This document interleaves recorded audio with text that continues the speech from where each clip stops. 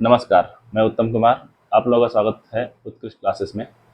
और आज की इस वीडियो में हम लोग देखने वाले हैं भारतीय राष्ट्रीय कांग्रेस और उसके कुछ प्रमुख बैठक के बारे में। इसका सवाल हम लोग ज़्यादातर एग्जाम में देखते ही हैं। सवाल ऐसे रहता है कि बेलग्राम में जो अधिवेशन हुआ था उसकी अध्यक्षता किसने की थी, या कांग्रेस की जो कलकत्ता का अधिवेशन 1886 में हुआ उसका अध्यक्षता किसने किया। या फिर सवाल ऐसे रह सकता है कि कांग्रेस की अध्यक्षता करने वाली पहली भारतीय महिला का नाम बताइए, या कांग्रेस की अध्यक्षता करने वाली पहली महिला का नाम, सबसे युवा नेता जिसने कांग्रेस की अध्यक्षता की, या कौन से कांग्रेस के अधिवेशन में गरम दल और नरम दल अलग अलग हो गए। तो इस तरीके से बहुत सारे सवाल बनते हैं। तो जिनको भी पहले से पता है अधिवेशन के बारे में उस इस वीडियो के माध्यम से उसका रिवाइज हो जाएगा, और जिनको नहीं पता है वो इस वीडियो के माध्यम से जान जाएंगे। तो आशा करते हैं कि आप लोगों को वीडियो अंत तक देखें और ताकि कुछ आप लोगों को हेल्प मिले। तो शुरू करते हैं। भारतीय राष्ट्रीय कांग्रेस। भारतीय राष्ट्रीय कांग्रेस जो बनाया गया था वो 1885 में बनाया गया। 1885 में बनाया गया था ए ओ ह्यूम के द्वारा। तो इसके संस्थापक जो है वो कौन है? ए ओ ह्यूम। ये ज़्यादातर सवाल में शायद ही कोई एग्जाम हो जिसमें सवाल नहीं आया हो कि भारतीय राष्ट्रीय कांग्रेस की स्थापना किसने की और किस वर्ष किया था? 1885 में। और ये कहाँ के रहने वाले थे? ये रहने वाले थे स्कॉटलैंड। स्कॉटलैंड के रहने वाले थे। और इनका जो पोस्टिंग था भारत में वो था कहाँ? शिमला में। शिमला में इनकी पोस्टिंग थी और इनको शिमला का क्या कहा जाता है? संत कहा जाता है। ठीक है। तो शिमला का संत किसे कहा जाता है? ए ओ ह्यूम को। और ये कहाँ के रहने वाले थे? स्कॉटलैंड के रहने वाले थे। और इन्होंने क्या किया? भारतीय राष्ट्रीय कांग्रेस की स्थापना की। और भारतीय राष्ट्रीय कांग्रेस की स्थापना अंग्रेजों के द्वारा हुआ, और इसको अंग्रेज लोग सेफ्टी वॉल्व की तरह यूज करना चाह रहे थे। Safety valve. सेफ्टी वॉल्व क्या होता है? एक सुरक्षा। जिस तरीके से हम लोग देखते हैं कि जब कुकर होता है, कुकर में सीटी के हैंडल के नीचे छोटा सा वॉल्व लगा होता है, ताकि अगर मान लो कुकर अगर सीटी नहीं बजे, पूरा वेपर अंदर में दबाव ज़्यादा बढ़ जाए और किसी भी तरीके से किसी भी कारण से सीटी ब्लॉक हो जाए, सीटी का काम क्या है? उसका प्रेशर को रिलीज करते रहना, मतलब बाहर निकालते रहना। अगर नहीं निकल रहा है तो वो वॉल्व जो है फट जाए और उस साइड उस छेद से सारा का सारा गैस बाहर निकल जाए। उसी उसी के आधार पर किसका? कांग्रेस का निर्माण किया गया। कांग्रेस का बनाने के पीछे मकसद ये था कि जो 1857 का विद्रोह हुआ था उस तरीके से ऐसा नहीं हो कि सारे जगह से लोग नेता उठ करके आए और अपना अपना ग्रुप दल लेकर के और अंग्रेजों के खिलाफ लड़ना शुरू कर दे। कांग्रेस बनाने के पीछे मकसद ये था कि ये लोग एक ग्रुप होंगे, जो भी डिमांड इनका होगा वो कांग्रेस के स्टेज से, कांग्रेस के माध्यम से ही हम लोग तक पहुंचेगा। तो इनको समझाना, इनको बताना या हैंडल करना आसान होगा, बजाय कि पूरे देशवासी एक एक ग्रुप लेकर के आ जाए। जैसे कि आरा से वीर कुंवर सिंह जी, झांसी से लक्ष्मीबाई, लखनऊ से बेगम हजरत महल, ये सब आ रहे हैं और सबको हैंडल करना ज़्यादा मुश्किल हो जाता है। इसलिए क्या किया? कांग्रेस का स्थापना कर दिया गया। जो भी आपका डिमांड है कांग्रेस को बताइए, कांग्रेस हम लोग के सामने रखेगा। इसके लिए कांग्रेस का स्थापना किया गया था। इसमें जो सवाल जो बनता है, कब स्थापना हुआ? 1885 में। किसने किया? ए ओ ह्यूम।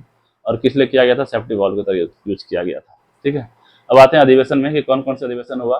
तो सबसे पहला अधिवेशन उसी वर्ष हो गया था, 1885 में, मुंबई में हुआ था। और इसकी जो अध्यक्षता किया था कौन? W C Banerjee. ठीक। इसी वर्ष क्या होता है? 1885 में इसकी स्थापना। और पहला अधिवेशन कहाँ होता है? बम्बई में होता है। तो ये ध्यान रखना जरूरी है कि पहला अधिवेशन बम्बई में हुआ। अध्यक्षता किसने किया? W C Banerjee. इसके बाद अगला अधिवेशन आता है कलकत्ता का, जहाँ पे दादा भाई नौरोजी अध्यक्षता करते हैं। और 1886 में अगला साल होता है। और उसमें पे एक और एसोसिएशन था, ब्रिटिश इंडियन एसोसिएशन। तो दोनों क्या कर दिया? मर्ज करके कांग्रेस बना दिया गया कि अब ये दोनों जो है अलग अलग नहीं रहेगा, तो दोनों एक ही होगा। ये 1886 में हुआ। और इसकी अध्यक्षता किसने की? दादा भाई नौरोजी। दादा भाई नौरोजी कुल मिला के 3 बार कांग्रेस की अध्यक्षता करते हैं। ये हम लोग आगे वीडियो में देखेंगे। इसके बाद आता है हमारा मद्रास का, जिसमें बदरुद्दीन तैयब जी। इसको याद रखना क्यों जरूरी है? इस वाले अधिवेशन को याद रखना इसलिए जरूरी है क्योंकि पहले मुस्लिम अध्यक्ष हैं जिन्होंने पहली बार कांग्रेस की अध्यक्षता की है 1887 में मद्रास में।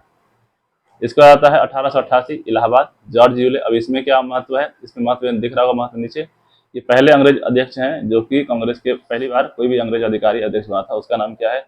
George Yule. और जब वो अध्यक्ष बना था, अध्यक्षता या अधिवेशन कहाँ हुआ था? इलाहाबाद में। और किस वर्ष हुआ था? तो 1888 यानी 1888 में। ठीक है। उसके बाद अगला अगला है 1889 बम्बई में, सर विलियम वेडरबर्न। देखो इसमें इसका जो महत्व है, इसमें राष्ट्रवादी विचारों का विस्तार हुआ। अब कांग्रेस को तो अंग्रेजों ने अपने यूज के लिए बनाया था, लेकिन जब कांग्रेस का प्लेटफॉर्म बन गया, वहाँ पे बहुत सारे लोग, नेता लोग जमा हो गए, तो उसके माध्यम से ही क्या हो गया? वहाँ पे राष्ट्रवादी विचारों का बढ़ना शुरू हो गया। अब राष्ट्रवादी विचार क्या होता है? 1857 में हम लोग देखते हैं कि सबका अपना अपना अलग अलग मुद्दा था। लखनऊ से अपना अलग मुद्दा है, झांसी का अलग मुद्दा है, आरा का अलग मुद्दा है, सबका अपना अपना अलग मुद्दा। कोई भी राष्ट्रीय भारत राष्ट्र के लिए नहीं लड़ रहा था। इसके बाद क्या होता है? राष्ट्रवादी मतलब होता है कि पूरे भारत के लिए, कि अपना देश, अपने राज्य को, अपने गांव के बारे में छोड़ करके अपने देश के बारे में सोचना, उसको कहते हैं राष्ट्रवादी। राष्ट्र के बारे में सोचना, उसको राष्ट्रवादी विचारधारा कहते हैं। ये क्या था, सर विलियम वेडबर्न ने इसने अध्यक्षता किया और 89 में बम्बई में फिर से क्या हुआ, अधिवेशन। इसके बाद आता है अधिवेशन 96, जिसमें कोलकाता का अधिवेशन। अब इसमें क्या इंपॉर्टेंट है, इसमें इंपॉर्टेंट है वंदे मातरम।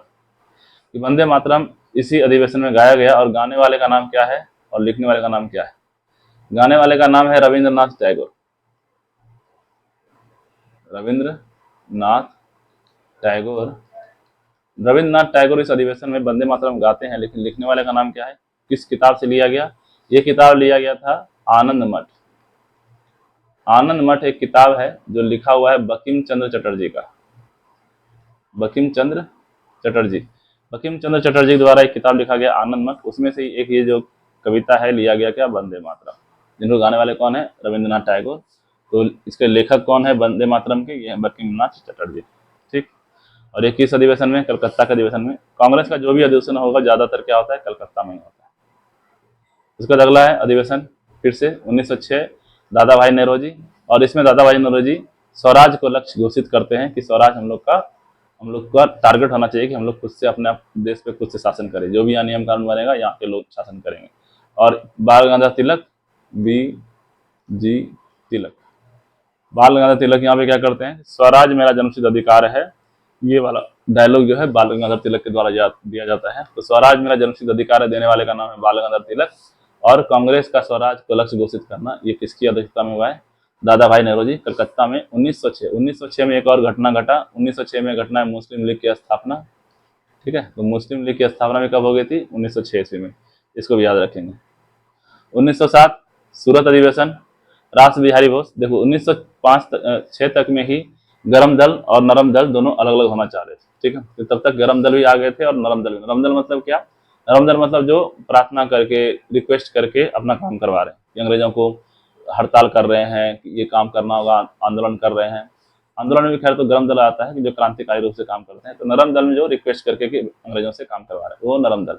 तो नरम दल और गरम दल, नरम दल जो ज्यादातर थे वो शहरी क्षेत्र से था। एग्जाम में ये भी सवाल आया हुआ है कि नरम दल ज्यादातर या गरम दल किस क्षेत्र से बिलोंग करते हैं। तो गरम दल जो है ज्यादातर ग्रामीण क्षेत्र से बिलोंग करते थे, और नरम दल जो है वो ज्यादातर शहरी क्षेत्र से बिलोंग करते थे। तो इस बात को ध्यान रखें, क्योंकि देखते हैं गाँव में लड़ाई मारपीट करने में लोग ज्यादा आगे रहते हैं, इसलिए क्या है वो लोग ज्यादातर गरम दल में होते हैं।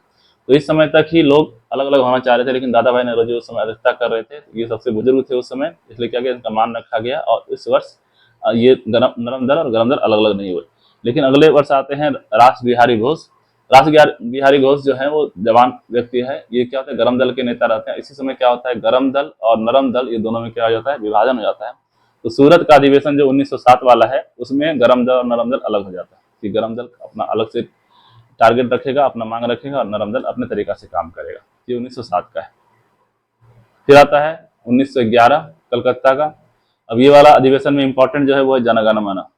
और 1911 में ही कलकत्ता को राजधानी बदल के कहाँ कर दिया गया, दिल्ली, जो अभी तक दिल्ली राजधानी है। तो पहले राजधानी कहाँ था, कलकत्ता, और कहाँ कर दिया गया, दिल्ली। कब, 1911 में। और इसमें जो अध्यक्षता किया था पंडित विशन नारायण धर्म। और जनगण मन लिखने वाले कौन है, रविंद्रनाथ टैगोर। रविंद्रनाथ टैगोर ने जनगण मन लिखा हुआ है। तो जनगण मन का रचयिता कौन है, रविंद्रनाथ टैगोर। वंदे मातरम का रचयिता कौन है, बंकिम चंद्र चटर्जी। और वंदे मातरम को कांग्रेस अधिवेशन में किसने गाया, तो रविंद्रनाथ टैगोर ने। ये कब हो गया, 1911। इसके बाद आता है 1916। 1916 के पहले 1915 में कौन आ गए हैं, गांधी जी भारत वापस आ जाते हैं। 1915 में कौन आ गए, गांधी जी। और जब हम लोग गांधी जी का देख रहे थे, उसमें देखे थे कि गांधी जी पहली बार लखनऊ अधिवेशन में शामिल हुए, और उसकी अध्यक्षता कौन कर रहे थे, RC मंजूमदार। और ये लखनऊ था। और इसमें क्या हुआ था, दोनों सब मतलब मिल गए, कांग्रेस और मुस्लिम और गरम दल, नरम दल क्या आ गए, सब एक साथ आ गए थे इसमें। और गांधी जी पहली बार इस अधिवेशन में आए, और यहीं पर राजकुमार शुक्ल उनको न्योता देते हैं बिहार आने के लिए, जहाँ पे चंपारण सत्याग्रह जो होता है, वो 3 कठिया सिस्टम। 3 कठिया सिस्टम क्या था, 3/20 भाग पे क्या करना पड़ेगा, नील का खेती करना पड़ेगा। जिन लोगों ने नहीं देखा है 3 कठिया सिस्टम महात्मा गांधी के बारे में, वो डिस्क्रिप्शन में लिंक है, वहां से भी देख सकते हैं महात्मा गांधी के बारे में। ये था 1916। 1916 में लखनऊ में अधिवेशन पहली बार करते हैं गांधी जी, लखनऊ के अधिवेशन में शामिल होते हैं गांधी जी। RC मंजूमदार अध्यक्षता करते हैं, और इसमें कांग्रेस और मुस्लिम लीग पहली बार संयुक्त प्रस्ताव यहाँ पे रखते हैं, लखनऊ समझौता। उसके बाद अगला आता है 1917। 1917 का अब इसमें इंपॉर्टेंट क्या है, इसमें इंपॉर्टेंट ये है कि पहली बार कोई महिला कांग्रेस की अध्यक्ष बनी, उनका नाम क्या है, एनी बेसेंट। तो पहली महिला जो अध्यक्षता किया कांग्रेस का, उनका नाम है एनी बेसेंट, और वो अधिवेशन कब था, 1917 में। 1917 में बहुत कुछ हुआ था, चंपारण सत्याग्रह, खेड़ा सत्याग्रह और अहमदाबाद मिल स्ट्राइक, ये सब कब हुआ, 1917 में। और 1917 में एनी बेसेंट पहली महिला अध्यक्ष बनी। तो अगर एग्जाम में सवाल आता है कि पहली महिला अध्यक्ष कौन है, एनी बेसेंट, और अगर सवाल में ये आता है कि पहली भारतीय महिला कौन है, तो सरोजिनी नायडू। ये हम लोग आगे देखेंगे। तो पहली महिला अध्यक्ष बनने वाली लेडीज का नाम है एनी बेसेंट, और पहली भारतीय महिला का बनने का नाम है सरोजिनी नायडू, और ये कब बना है, 1917 में। इसके बाद 1918 हसन इमाम। यहाँ से क्या होता है, 1918 का याद रखना जरूरी इसलिए है क्योंकि फिर से यहाँ पे क्या होता है, नरम दल और गरम दल फिर से यहाँ पे अलग हो जाते हैं 1918 में। और इसमें कौन है, हसन इमाम, मुंबई में हुआ 1918। अगला आता है 1923 दिल्ली, अबुल कलाम आजाद सबसे युवा नेता जो अध्यक्ष बने, अबुल कलाम आजाद, और कांग्रेस का विशेष अधिवेशन। इसके बाद आता है बेलगाम, जब गांधी जी को रिहा कर दिया गया था। 1922 का जो असहयोग आंदोलन हुआ, जब चौरी चौरा कांड हो गया था, तो चौरी चौरा कांड की वजह से असहयोग आंदोलन को बंद करना पड़ा। असहयोग आंदोलन शुरू क्यों हुआ था, जलियांवाला बाग के कारण, जलियांवाला बाग और रॉलेट एक्ट के कारण। दो कानून, एक कानून था रॉलेट एक्ट, और एक जो कांड हो गया था जलियांवाला बाग, उसकी वजह से गांधी जी ने असहयोग आंदोलन 1920 में स्टार्ट कर दिया। 1920 में स्टार्ट करते हैं, 1922 में क्या हो जाता है, चौरी चौरा कांड। 1922 में चौरी चौरा कांड होता है तो असहयोग आंदोलन बंद करना पड़ता है, और 1922 में गांधी जी को गिरफ्तार कर दिया जाता है और 6 साल का सजा सुनाया जाता है। गांधी जी को फिर 2 साल में ही रिहा कर दिया जाता है 1924 में। और 1924 में बाहर निकलते गांधी जी क्या करते हैं, बेलगांव या बेलग्राम भी बोलते हैं, तो 1924 बेलग्राम में गांधी जी अध्यक्षता करते हैं, किसका, कांग्रेस का। और ये पहली बार या एकमात्र ऐसा अधिवेशन है जो गांधी जी ने अध्यक्षता किया, इसके बाद गांधी जी कभी इसकी अध्यक्षता नहीं करते हैं। ये रखना याद रखना बहुत जरूरी है, क्योंकि गांधी जी एक ही बार किए अध्यक्षता, वो कौन सा है, बेलग्राम, और गांधी जी जेल छूटने के बाद 1924 में। इसके बाद आता है 1925 भारत की पहली महिला जिन्होंने कांग्रेस की अध्यक्षता की, सरोजिनी नायडू, और ये कहाँ किया था, कानपुर में 1925 में। तो गांधी जी के बाद पहली बार भारतीय महिला ने अध्यक्षता किया, गांधी जी ने किया 24 में, और ये कब करेंगी, 25 में, भारत की पहली महिला अध्यक्ष। इसके बाद 1929 लाहौर अधिवेशन, ये भी इंपॉर्टेंट है। इसमें इंपॉर्टेंट क्या है, 26 जनवरी जब हम लोग मनाते हैं, इसी समय घोषणा कर दिया था कि अगले साल हम लोग संपूर्ण पूर्ण राज्य की घोषणा, स्वराज दिवस मनाएंगे 26 जनवरी को, और इसी वजह है कि हम लोग 26 जनवरी को गणतंत्र दिवस मनाते हैं, और इसी समय घोषणा कर दिया गया था। और उस समय के अध्यक्ष कौन है, जवाहरलाल नेहरू, 1929। तो 1930 को हम लोग स्वतंत्रता दिवस के रूप में मनाने वाले थे, स्वराज दिवस के रूप में, स्वाधीनता दिवस, लेकिन अब क्या हुआ, उस समय तक हम लोग आज़ादी नहीं मिला, तो इस डेट को व्यर्थ नहीं जाने दिया जाए, इसके लिए क्या किया कि जो संविधान हम लोग का नवंबर में बनकर तैयार हो गया था, उसको 2 महीने का वेट किया गया, और कब किया गया, 26 जनवरी को लागू करके गणतंत्र दिवस मनाते हैं हम लोग। तो ये क्या गया, 26 जनवरी। इसके बाद आता है 1931 कराची में सरदार वल्लभ भाई पटेल, और 1931 तक में क्या हो गया था, 1930 में पहला वाला गोलमेज सम्मेलन जिसमें गांधी जी नहीं गए। 1931 में गांधी जी के इरविन में समझौता होता है, इरविन यहाँ का वायसराय होता है उस समय पे, गांधी और इरविन के आपस में समझौता होता है, मूल अधिकारों का प्रस्ताव रखा जाता है, और गांधी जी पहुंच जाते हैं क्या, गोलमेज सम्मेलन में, और इसकी अध्यक्षता यहाँ पे कांग्रेस कौन कर रहे हैं, सरदार वल्लभ भाई पटेल। इसके बाद आता है हरिपुरा अधिवेशन 1938 सुभाष चंद्र बोस, और इसमें औद्योगिकरण को बढ़ावा और योजना समिति का गठन किया जाता है। 1938 से ज्यादा इंपॉर्टेंट है 1939। 1939 का इंपॉर्टेंट इसलिए इंपॉर्टेंट है क्योंकि पहली बार कांग्रेस के इतिहास में पहली बार अध्यक्ष पद के लिए चुनाव किया गया, क्योंकि सुभाष चंद्र बोस भी उम्मीदवार थे जो अध्यक्ष पद के लिए खड़े हुए, और इसके बाद गांधी जी का जो क्या कह सकते हैं, गांधी जी के सपोर्ट से पट्टाभी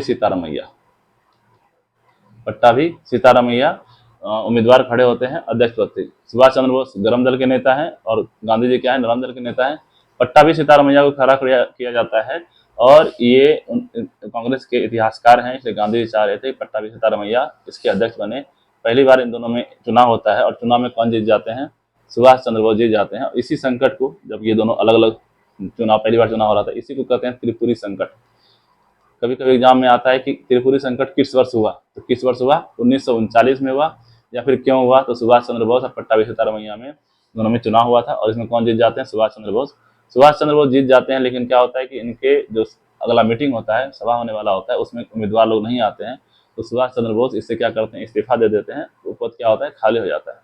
फिर यहाँ पे गांधी जी बोलते हैं पट्टाभी सीतारामैया को कि अब ये पद खाली हो गया, अब यहाँ पर अध्यक्षता कर सकते हैं, लेकिन पट्टाभी सीतारामैया इस पे क्या कहते हैं, राजी नहीं होते हैं अध्यक्षता करने के लिए। तो उस समय पे डॉक्टर राजेंद्र प्रसाद जो बिहार के हैं और भारत के प्रथम राष्ट्रपति, डॉक्टर राजेंद्र प्रसाद को अध्यक्ष बना दिया जाता है कांग्रेस का। ये कब हो रहा है? 1939 में, इसलिए इसको क्या कहा जाता है? त्रिपुरी संकट।